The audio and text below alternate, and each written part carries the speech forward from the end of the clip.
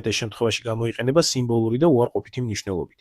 იგი ხშირად აღნიშნავს უწმინდურობას, სულიერ დაცემას, მტრობას, შეურაცხყოფას ან იმ ადამიანთა ჯგუფს, რომლებიც არ აფასებენ წმინდას და ღვთიურ ჭეშმარიტებას.